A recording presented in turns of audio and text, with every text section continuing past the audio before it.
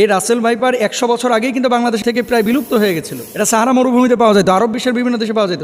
বাংলাদেশে কিভাবে আসলো এই সাপটা? সাপে কামড়াইলে বাংলাদেশে আমরা কিছু ভুল বা কুসংস্কার কাজ করে থাকি। আর কিছু সাপ আছে, আপনি জানেন কিনা, সারা পৃথিবীতে যত ধরনের সাপ আছে 80% সাপ যাদের বিষ নাই, মানুষকে কামড়াইলে মানুষের শারীরিক কোনো ক্ষতি হয় না। এবং সাপের একটা নেচার আছে, কিন্তু আপনি যতক্ষণ পর্যন্ত তারে খোঁচাখুচি না করবেন ততক্ষণ পর্যন্ত কিন্তু কামড়ায় না। খেয়াল করে দেখেন, ধরেন আপনার পাশ দিয়ে চলে যাচ্ছে, আপনাকে প্রথমে কিন্তু ছবল মারে না, এটা সাপের একটা বৈশিষ্ট্য। কিন্তু এই রাসেল ভাইপার বাংলাদেশে যেটা ছড়িয়ে পড়েছে, সাপের ব্যাপারে কিন্তু হাদিস আছে একাধিক।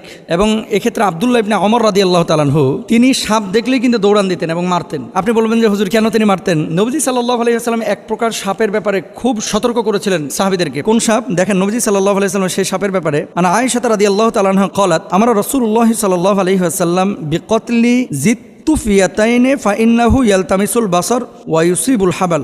আয়েশা রাদিয়াল্লাহু তাআলা আনহা থেকে বর্ণিত, তিনি বলেন রাসূল আকরাম সাল্লাল্লাহু আলাইহি ওয়াসাল্লাম